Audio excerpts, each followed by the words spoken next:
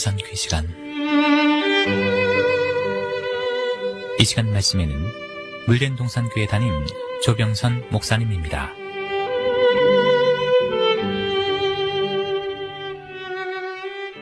할렐루야. 오늘은 주님의 십자가 앞에서 서성이던 사람들, 우리가 한 번쯤 돌아보아야 할 사람 두 번째로 빌라도와 바라바를 주목하려 합니다. 빌라도는 우리가 신앙 고백하는 사도신경에서 나오는 인물이지요. 그는 십자가 앞에서 가장 많이 고민하였던 사람이 하나였습니다. 그러나 예수를 주로 믿는 자들의 입술에서 두고두고 본디오 빌라도에게 고난을 받으사 주님에게 고난을 준 자로 기억에 남는 불행한 인물이기도 했습니다. 성경은 빌라도가 예수님이 무죄하다는 것을 알면서도 군중들을 의식해서 두고두고 후회할 비겁한 결정을 내렸다고 증거하고 있기 때문입니다. 예수님의 무죄성에 대한 빌라도의 심증은 첫째, 자기 양심이 증거했습니다. 빌라도는 왜 예수님이 그곳에 끌려왔는지 알았던 사람이었습니다. 그 시대 종교 지도자들이 자기들의 기득권을 빼앗기기 싫어 그들의 시기로 죄 없는 주님이 지금 끌려왔다는 사실을 그는 알았습니다. 그러므로 그의 양심이 예수님의 무죄를 증거했지요. 그러나 그는 자신의 양심의 소리를 무시하는 우를 범합니다. 두 번째, 아내의 경고가 있었습니다. 빌라도가 재판을 하려는 그 순간에 아내가 사람을 보내준 메시지에는 저 옳은 사람에게 아무 상관도 하지 마옵소서. 오늘 꿈에 내가 그 사람 인하여 애를 많이 썼나이다 라고 적혀 있었습니다. 그녀가 어떤 꿈을 꾸었는지 분명하게 성경은 기술하고 있지 않지만 하나님께서 빌라도가 바른 판단하기 원하심으로 아내를 통해 그에게 기회를 주셨음을 발견합니다. 그러나 그는 군중들의 비를 맞추기 원해서 양심의 소리와 아내의 권유 모두를 거부합니다. 또한 잘못하면 폭동이 일어날 수 있었습니다. 더군다나 유대인들이 자칭 왕이라 제목을 씌운 예수를 가이사 외에는 우리에게 왕이 없다고 대제사장들까지 가증하게 선동하며 나서니 이를 놓아줄 경우 불필요한 의심을 받을 수 있었기 때문입니다. 결국 빌라도는 이 일에 관여하지 말자 아무 성과도 없이 도리어 밀란이 나려는 것을 보고 두려운 나머지 물을 가져다가 무리 앞에서 손을 씻히며 이 사람의 피에 대하여 나는 무죄하니 너희가 당하라. 여러분, 하나님께서 주신 기회를 버리고 회피의 자리에 서게 되었다는 것입니다. 그때 백성들이 얼마나 끔찍한 말을 했는지요. 일제히 대답하기를 그 피를 우리와 우리 자손에게 돌릴지어다. 하니 빌라도는 무리들에게 만족을 주고자 바라바는 놓아주고 예수는 채찍질하고 십자가에 못 박히게 넘겨주었습니다. 이 일로 인해 빌라도는 두고두고 겁쟁이 주님에게 고난을 사람으로 이 세상 모든 그리스도인들의 기억에 남는 불행한 사람이 되었습니다. 그러나 그가 얼마나 이 일에 고뇌하였는가. 그는 군중들과 예수님 사이를 무수히 오가며 예수님이 죄 없다는 사실을 알리며 고뇌하는 장면은 18장에서 19장까지 계속이 됩니다. 그것을 뒷받침하기 위해 여러 성경 구절이 중계방송하듯 증거해 주고 있습니다. 요한복음 18장 29절 빌라도가 밖으로 저에게 나가서 말하되 너희가 무슨 일로 이 사람을 고소하느냐. 33절 이에 빌라도가 다시 관정에 들어가 예수를 불러 가로되 내가 유대인의 왕이냐. 38절 빌라도가 가로되 진리가 무엇이냐 하더라.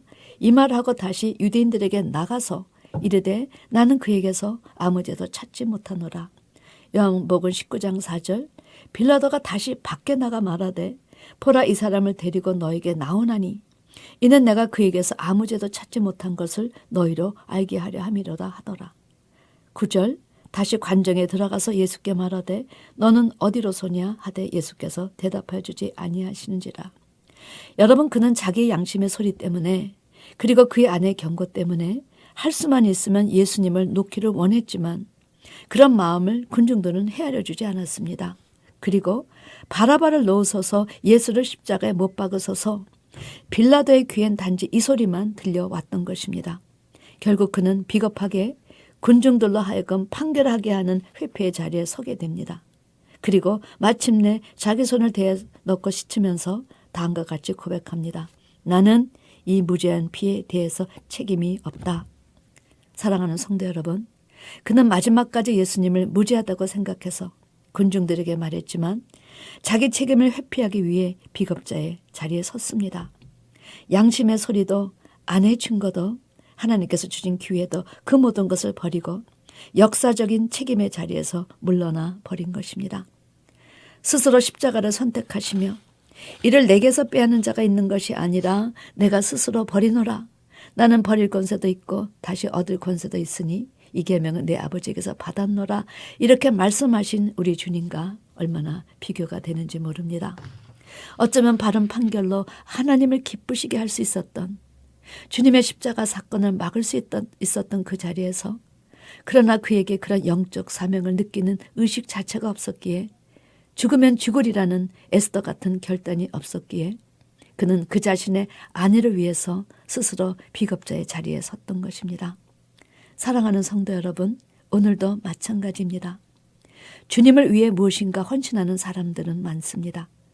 그러나 자신의 입지에 조금 손해를 보거나 희생을 요하는 일에는 얼른 비겁자의 자리에 옮겨 앉아 주신 기회를 저버리고 손만 씻어대는 그런 빌라도의 후회가 얼마나 많은지 모릅니다. 이것이 우리가 빌라도를 통해서 느껴야 할 중요한 성찰이 되겠지요. 믿음은 환난의 때에 그 옥석이 가려지고 신앙의 값어치와 깊이가 나타나는 것입니다. 어떤 어려움이 몰려와도 내 믿음의 뿌리가 단단해서 요동하지 않을 자신이 있는가? 자신의 신앙의 뿌리를 진단하는 그런 여러분이 되시기를 바랍니다. 어떤 아픔이 닥쳐도 주님의 마지막 유언이신 모든 족속을 제자 삼아 가르쳐 지키게 하라는 일을 우선으로 실천할 수 있는 믿음인지, 자신의 실이익을 먼저 계산하는 빌라도과인지, 후자인 경우 사단이 먼저 알아 악에 쓰임바 된다는 사실을 잊지 마시기 바랍니다. 주님의 일이라면 아멘 하고 실행해야지, 가스로만 해야지 하고 애만 쓰는 사람이 있다면 바로 예수님 십자가에서 애를 쓰긴 했지만 결국 자신의 안일함을 위해 주신 기회마저 포기하며 서성거렸던 빌라도 같은 마음의 소유자가 되기 때문입니다. 세 번째로 여러분에게 소개할 사람은 바라바입니다. 바라바에 대한 성경의 증거는 많지 않습니다. 그는 당시 밀란을 일으켜 살인 및 강도죄로 잡힌 유대인에게는 많이 알려진 유명한 사람이라고만 묘사되어 있습니다. 그런 사람이 운 좋게도 살아났지요. 여러분, 그 바라바는 누구입니까? 누가 죄 있는 바라바를 죽음의 자리에서 구하였습니까? 군중들의 요구에 살아난 것 같지만, 빌라도가 놓아주어 살아난 것 같지만 사실은 주님 때문에 바라바는 살아난 것입니다.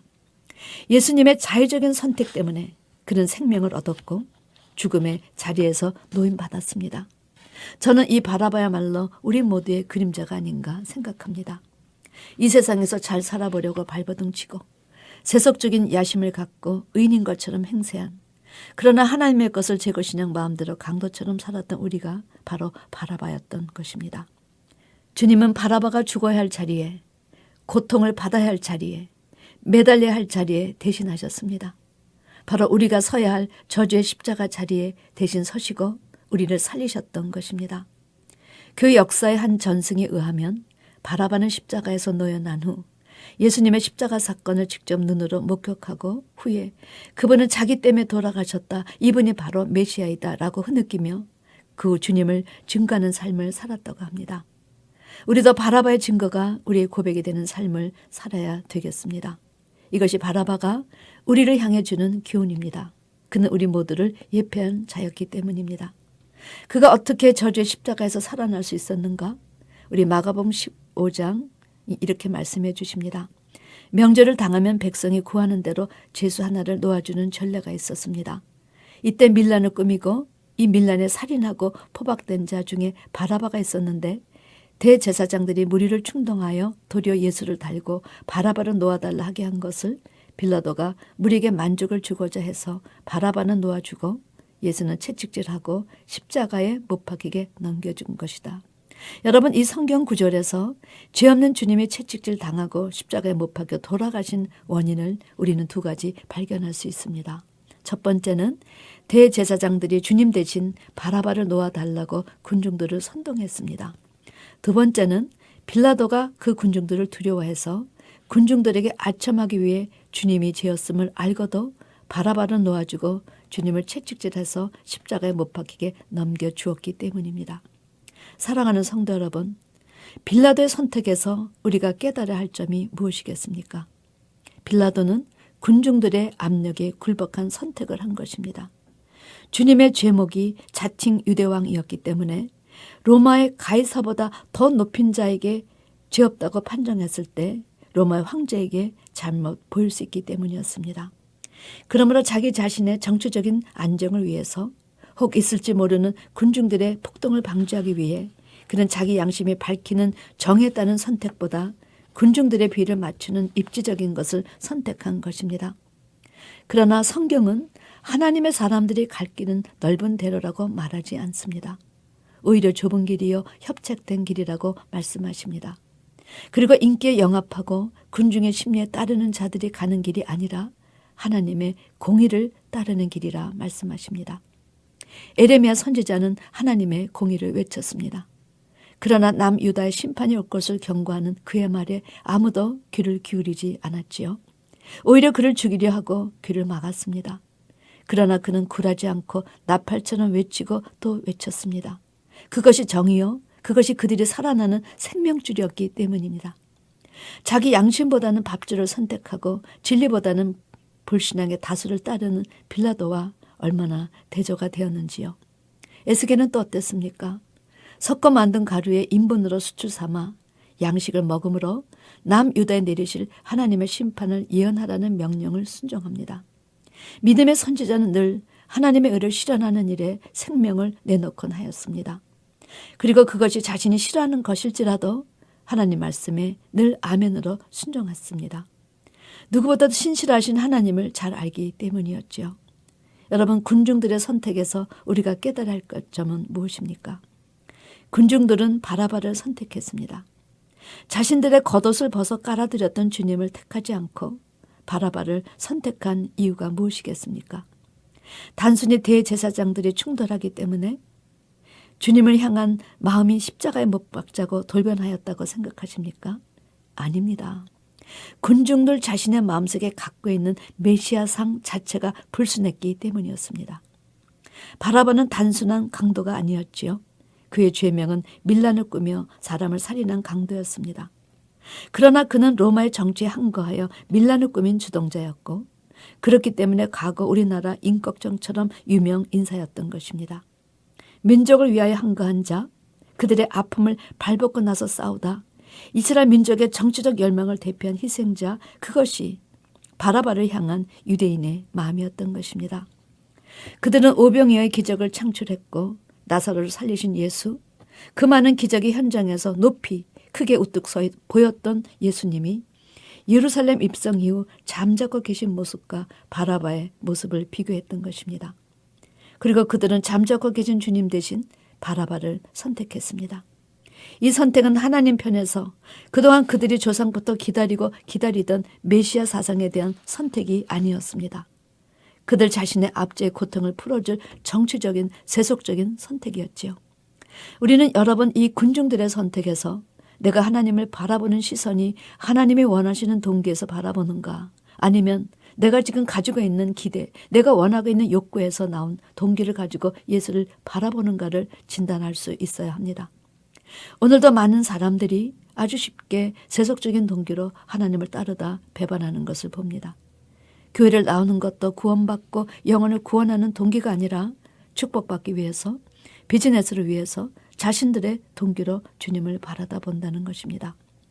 우리 모두는 하나님이 원하시는 삶의 질로 우리의 삶이 바뀌어져 영적인 부여를 누릴 수 있어야 합니다. 그리고 천하보다 귀한 생명을 살리는 삶이 하나님이 원하시는 동기요, 우리가 추구할 동기인 것입니다. 만약 여러분 앞에 예수님을 만나는 동기, 교회를 나오는 동기가 이와 같지 않다면 여러분의 동기도 세속적인 동기, 군중들의 동기와 다름이 없습니다. 그런 신앙의 집은 모래터 위에 지은 집처럼 창수가 오고 바람이 불면 금세 무너질 그런 집이라 예수님은 말씀하십니다. 그러므로 예수 만나 세상 복 받고 잘 살자, 이런 무지한 신앙에서 벗어나 하나님께서 제시하시는 신앙의 정로를 걷는 길만이 여러분과 제가